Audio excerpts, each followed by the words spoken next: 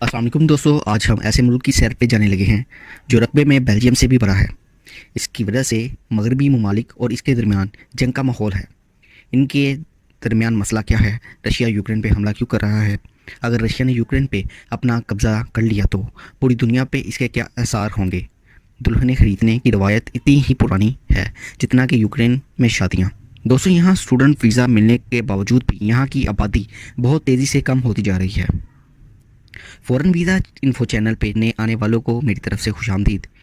Ukraine, جسے مقامی زبان میں یوکرینیا کہا جاتا ہے، جو عام طور پہ سرحدی زمین کے لیے بولا جاتا ہے، جو مشرق یورپ میں واقع رشیا کے بعد یورپ کا دوسرا سب سے بڑا ملک ہے۔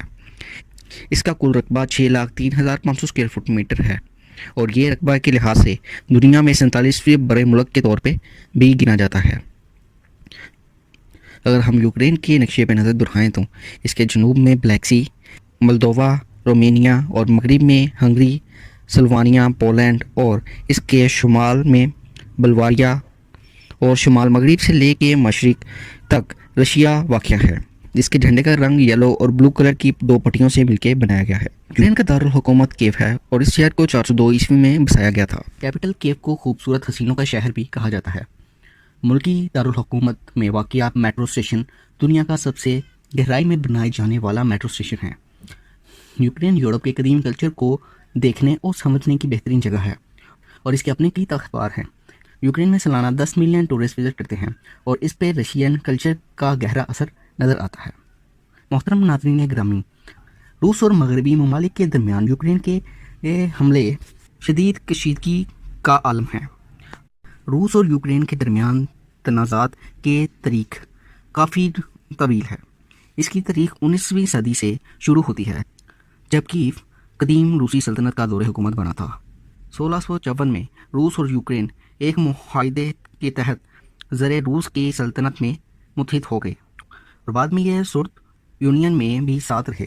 اسی لیے سوویت جنگ ختم ہونے کے بعد سوویت یونین کا حصہ رہنے والے یورپین ممالک میں روس کے اثر سے نکلنے کے لیے نیٹو کا رخ کرنا شروع کیا، مگر دیگر ممالک کی نسبت یوکرین کا نیٹو میں شمولیت رشیا کے لیے ایک حساس معاملہ رہا۔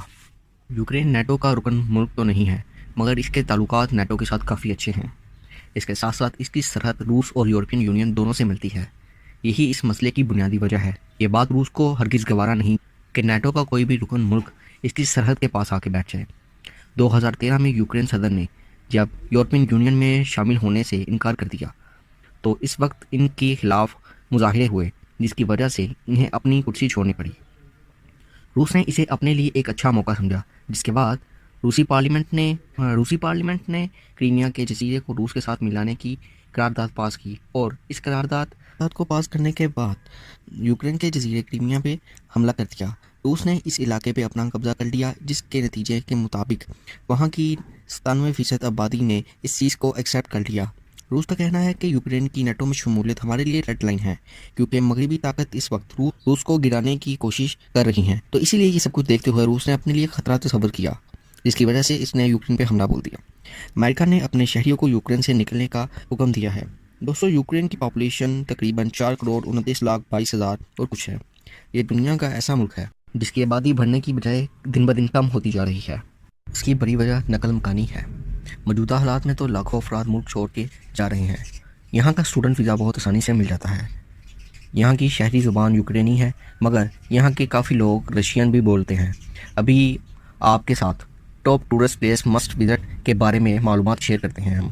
یوکرین میں 50 کے قریب میوزیم ہیں اور 7 یونیسکو ورلڈ ایسی ہیں۔ ملک میں ٹرانسپورٹ کا بہترین نظام موجود ہے۔ یوکرین میں ایئرپورٹ، پبلک ٹرانسپورٹ سروسز، بسوں اور ٹیکسیوں کے ذریعے بآسانی یورپ کے دیگر ممالک میں سفر کیا جا سکتا ہے۔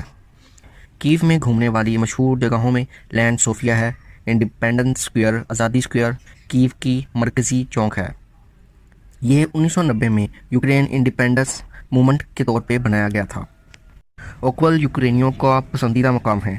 یہ ریزورٹ 3 پہاڑیوں پہ واقع ہے، مہنگا بھی ہے۔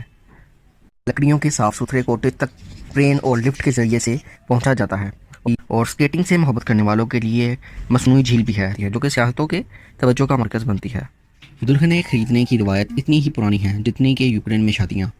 सोवियत यूनियन के दौर में यहाँ औरतों की खरीदो फरोख्त होती थी, जो कि आज़ादी के बाद पूरे यूरोप में फैल गई। जिसके बाद कुछ लोग आते, अपनी पसंद की दुल्हन की कीमत लगाते और उसे अपने साथ ले जाते। माजी में ऐसी काफ़ी रवायतें देखने को मिल जाती हैं, मगर आजकल ये सिर्फ एक रस्म के तौर पे दूल्हे को दुल्हन के माँ बाप को रकम देनी होती है, जिससे दुल्हन के घर वालों को इत्मीनान हो जाए कि ये हमारी बेटी का खर्च उठा सकता है। जिसके बाद ही इनकी शादी की रस्म अदा की जाती है। यहाँ की फ़ीकस आमदनी $2600 है। लोहा, कोयला, मरकरी, नेचुरल गैस, तेल, नमक और दीगर कई मादनियात यूक्रेन की सरजमीन में मौजूद है। इसके अलावा ज़राअत का मुल्क की तरक्की में बहुत अहम किरदार है। गन्ना, सूरजमुखी इस मुल्क के सबसे मकबूल फसलें हैं। यूक्रेन पूरी दुनिया में सूरजमुखी के तेल पैदा करने में सबसे पहले नंबर पे आता है। चने, मूंग और दालों की कई किस्में इस मुल्क में काश्त की जाती हैं। यूक्रेन तलीम से कितना प्यार करता है, इस बात का अंदाज़ा इस तरह से भी लगाया जा सकता है कि यहाँ की लिटरेसी रेट 99.4 है। यूक्रेन में तलीम का मेयार बहुत ऊंचा है। लवीव शहर में 26 यूनिवर्सिटियाँ और 1,70,000 स्टूडेंट हैं, जिनमें ज़्यादातर तादाद पाकिस्तानी, इंडियन, बांग्लादेशी और नेपालियन लोगों की हैं, जो यूरोप में जाने के ख्वाब लिए वहाँ जा पहुँचते हैं। तो ये तलीमी लिहाज से सस्ते तरीन ममालिक में यूक्रेन का नाम भी आता है। फ़ुटबॉल और रेसलिंग यूक्रेन के सबसे मकबूल खेल माने जाते हैं। दोस्तों, ये थी आज की वीडियो। उम्मीद है आपको यूक्रेन के बारे में काफ़ी जानकारी मिली होगी। आपको आज की वीडियो कैसी लगी, अपनी राय का इजहार कमेंट बॉक्स में ज़रूर कीजिएगा। अपना ख्याल रखिएगा। अल्लाह हाफिज़।